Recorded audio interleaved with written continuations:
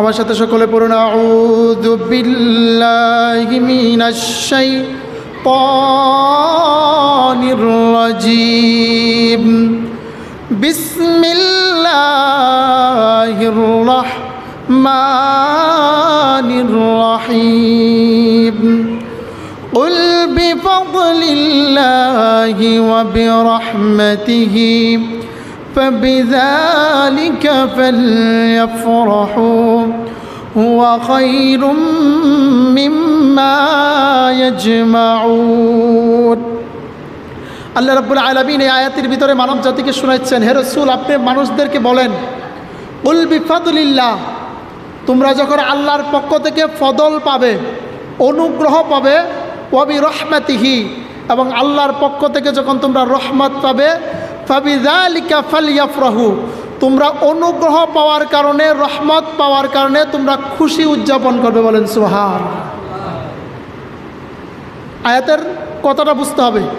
আল্লাহ রাব্বুল আলামিন বলতেছেন, তোমাদেরকে যখন আল্লাহর পক্ষ থেকে ফদল দেওয়া হবে, নিয়ামত দেওয়া হবে, এবং আল্লাহর পক্ষ থেকে যখন তোমাদেরকে নিয়ামত দেওয়া হবে, এই নিয়ামত পেয়ে, আল্লাহর পক্ষ থেকে অনুগ্রহ পেয়ে তোমরা আল্লাহর জন্য খুশি উদযাপন করবে। বলেন সুবহানাল্লাহ। এই জায়গায় বলতেছেন, তোমরা যখন রহমত পাবে তখন কি করবে? খুশি উদযাপন করবে। বলেন কি করবে? খুশি উদযাপন করবে, আনন্দ করবে। আল্লাহ রাব্বুল আলামিন কুরআনুল কারীমে অন্যত্র ঘোষণা করেন, ওয়ামা আরসালনাকা ইল্লা রাহমাতাল লিল আলামিন। আল্লাহ রাব্বুল আলামিন বলছেন, ওয়ামা আরসালনাকা ইল্লা রাহমাতাল লিল আলামিন, হে রাসূল আমি আপনাকে পৃথিবীতে সমস্ত আলমের জন্য রহমত স্বরূপ প্রেরণ করছি। বলেন সুবহানাল্লাহ। বলেন কি স্বরূপ প্রেরণ করছে? রহমাতুল লিল আলামিন বলছে, রহমাতুল লিন নাস বলেন নাই। বুঝতে পারছেন? রহমাতুল লিল আরদ বলেন নাই, রহমাতুল লিস সামা বলেন নাই, বলছেন রহমাতুল লিল আলামিন। এখানে দুইটা শব্দ, একটা হলো আল আমিন, আরেকটা হলো আল আমিন। আল আমিন শব্দের অর্থ বিশ্বস্ত। বলেন আল আমিন শব্দের অর্থ বিশ্বস্ত, যে সত্য কথা বলে, সবসময় সত্যের উপরে অটল থাকে, তাকে কি বলা হয়? আল আমিন বলা হয়। আর আল আমিন বলা হয় সমস্ত জগৎকে, ঊর্ধ্ব জগতে বলেন, নিম্ন জগতে বলেন, যত আলম আল্লাহ রাব্বুল আলামিন সৃষ্টি করছেন, আপনার পৃথিবী যেরকম দেখতেছেন তার চাইতে আরও উন্নত মানের আরও অনেক আলম আল্লাহ রাব্বুল আলামিন সৃষ্টি করে রাখছেন। প্রায় 18,000 আলমের কথা বলা হয়। ভাই কেউ কেউ বলছেন 24,000 আলম আল্লাহ রাব্বুল আলামিন তৈরি করছেন। এই সমস্ত আলমের রহমত হলো রহমাতুল লিল আলামিন, আপনার আমার নবী। আল্লাহ রাব্বুল আলামিন নিজের পরিচয় দিতেছেন, আলহামদুলিল্লাহি রাব্বিল আলামিন, সমস্ত প্রশংসা সেই মালিকের জন্য যিনি গোটা জাহানের মালিক। বলেন সুবহানাল্লাহ। আল্লাহ নিজের পরিচয় তুলে ধরেছেন যে তিনি হলেন সমস্ত আলমের রব, আর আমার রসুলের পরিচয় তুলে ধরেছেন, আমার রসুল হলো পুরা জাহান, পুরা আলমের রহমত। বলেন সুবহানাল্লাহ। দেখেন আমার রসুলের শান আল্লাহ রাব্বুল আলামিন কত সুন্দরভাবে তুলে ধরেছেন। আল্লাহ রাব্বুল আলামিনের পরিচয় দিতেছেন।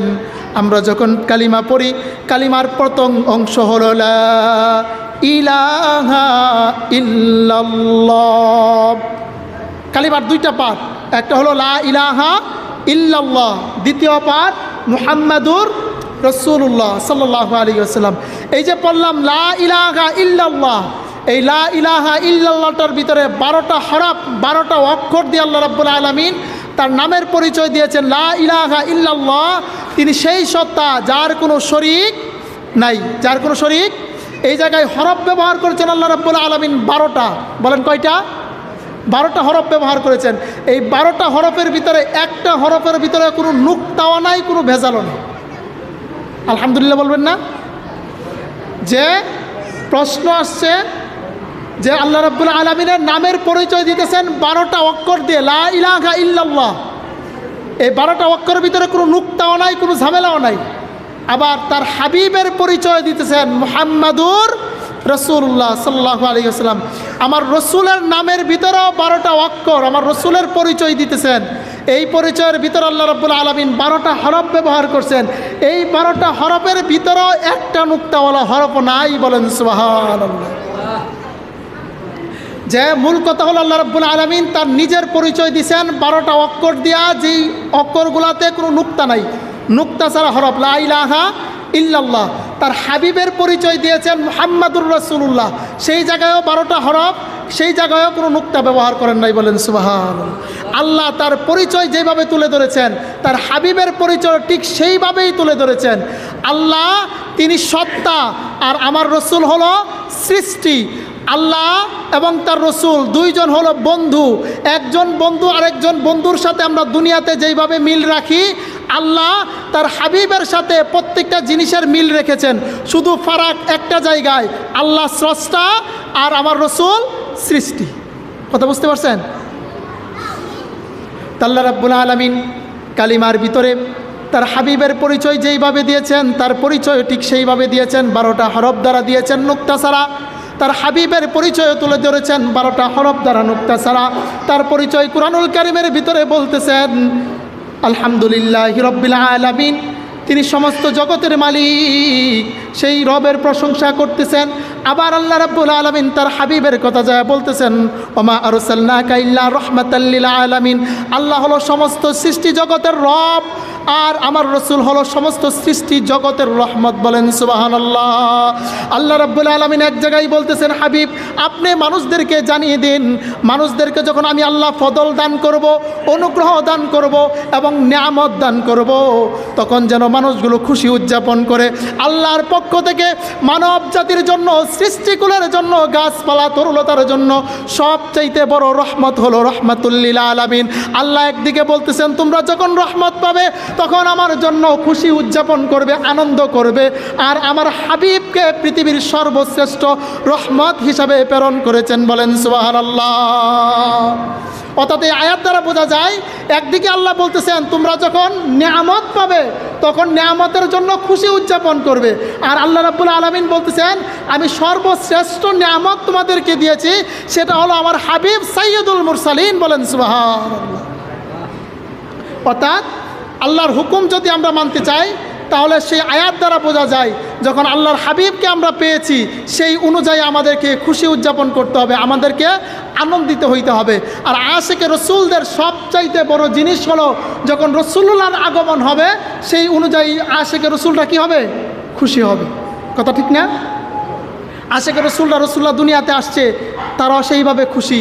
আবার আশিকে রসুলরা তার চাইতে আরও বেশি খুশি হয় যেদিন সাইয়্যিদুল মুরসালিনকে তারা স্বপ্নের মাধ্যমে রসুল্লাহর কদম মোবারকে চুমো দেওয়ার সুযোগ পায়, আশিকে রসুলরা সেই দিন আবারও বেশি খুশি হয়। এই জন্য আসুন আমরা যেন আল্লাহর হুকুমকে মান্য করি। যদি আল্লাহর হুকুমকে মান্য করি তাহলে এই যে আজকে দিন, আগামীকালকের দিন হলো পবিত্র ঈদে মিলাদুন্নবী সাল্লাল্লাহু আলাইহি ওয়াসাল্লামের দিন, রাসূলুল্লাহ সাল্লাল্লাহু আলাইহি ওয়াসাল্লামের আগমনের দিন। আল্লাহর হুকুম পালন করতে যদি হয় তাহলে আগামীকাল সেই দিনটাকে আমাদেরকে খুশি হিসেবে উদযাপন করতে হবে। কিন্তু মাথায় রাখতে হবে আমরা খুশি উদযাপন করব সেটা যেন হারাম পন্থায় না হয়, শরীয়তের বিপরীত না যায়।